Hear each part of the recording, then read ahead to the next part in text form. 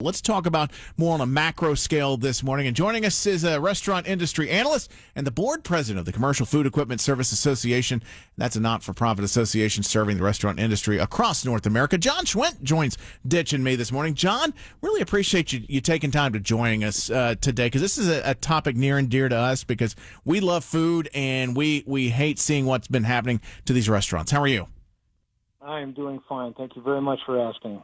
Well, I see around the country, John, that some municipalities are relaxing some of the rules on restaurants, but I would suspect, given the low profit margin for a lot of these places, is this maybe a little bit too little too late for some places?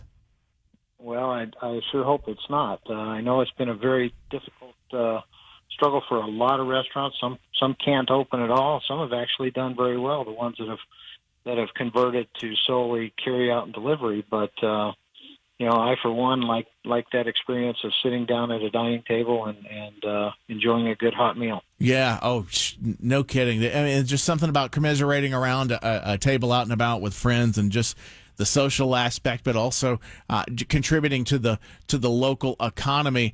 I mean, we're seeing restaurants all around our area at 25 to 50% capacity, and I'm just scratching my head, John, at how in the world they've been able to survive at this point, other than a little bit of the government assistance. Well, I tell you that 25, 50%, that's best case scenario for a lot of these places. Yeah. It's more like 15 to 30% because of the social distancing requirements. But I can attest firsthand, it's never been safer to be in a restaurant. The people that work in restaurants are trained in food safety and sanitation. The workers, the organization I represent, we repair restaurant equipment. All my technicians are going out in the field, out to the public. They're using their personal protection equipment. They're sanitizing the areas. They're washing their hands. They're wearing masks. When you sit down in a restaurant, that area that somebody just sat down in has been sanitized before you sit down.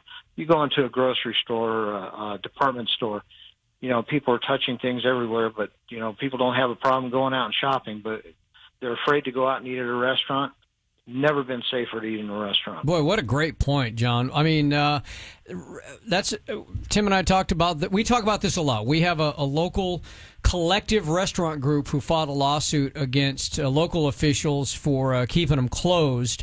And we have one of the guys who is a restaurant owner who is still closed to this day because of the type of license that his business has. Even though they serve food, they also serve alcohol, and that is considered taboo in this COVID world that we're in.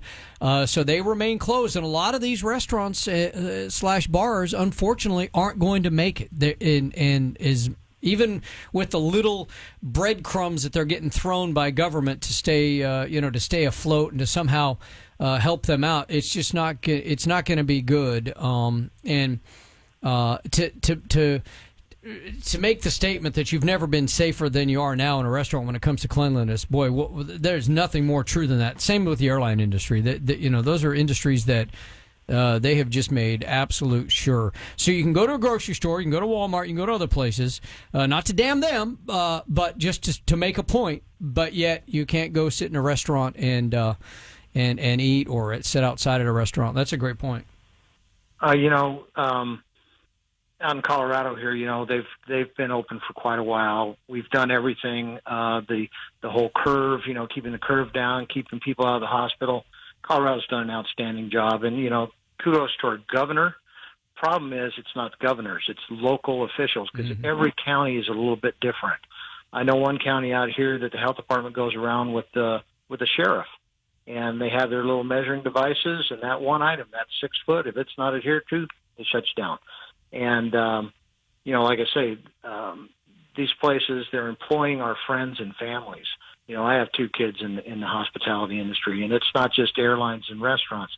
It's hotels, it's cafeterias, it's even the grocery stores. People go into the grocery store and they're buying food to take home, but in a restaurant, it's the cleanest place you can be, and they're being stuck underneath these draconian rules.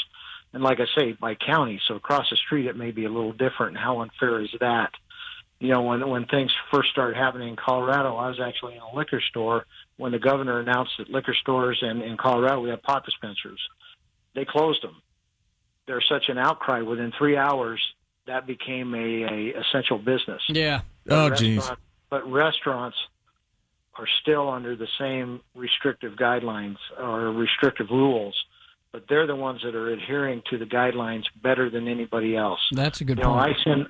I send employees into the back of restaurants every day, and they're in there working with the people that are preparing the food. They have to, they're under strict guidelines. They're out there working. They're out there supporting our economy, and even hospital workers. When this first happened, hospital workers couldn't go into the cafeteria of the hospital because they were closed. Yeah. So here you got nurses and doctors working 12-hour shifts. And luckily, I know, my son, he sells restaurant equipment. He organized a little thing to deliver food to the doctors since his wife is a nurse. So they were delivering food to the doctors and nurses because they couldn't get it in the hospital. Hey, John. The restaurant people are true service people. Absolutely. Hey, John, before we go this one, one thing that worries me is today is the last full day of summer, which means fall kicks off tomorrow. But we see these municipalities thinking that they're doing the businesses a big favor by expanding outdoor seating. Nobody's going to want to eat outside when it's cold. Especially in Colorado. Well, I grew up in Colorado in the San Luis Valley, and I know, man, it's not going to be anytime soon to be sitting out at a restaurant. Yeah, what was it, 2 weeks ago we had 90 degrees on Sunday and 30 degrees on Monday. One day it was fire, the next day it was snow. It's unbelievable. Yep, that's a big thing, and even those are just temporary allowances, let's say. They're opening up sidewalks, they're closing down streets, but that's going to end very quickly, and you got to make way for the snowplows, man. Like I said, I grew up in Colorado, so I know all about that. You got to get your make room for those. Hey, John, you have some really good points, and Tim and I have been talking about this morning about, when this is all over with, we're going to have to look back and some changes will have to be made on how these things are handled in the future. But in the meantime, we're at where we're at. All we can do is raise some hell about it and make some points like you have just made about nowhere safer than a restaurant right now as far as cleanliness goes. That's for sure. Yeah, John, thanks so much for joining us this morning and appreciate the work that the Commercial Food Equipment Service Association does.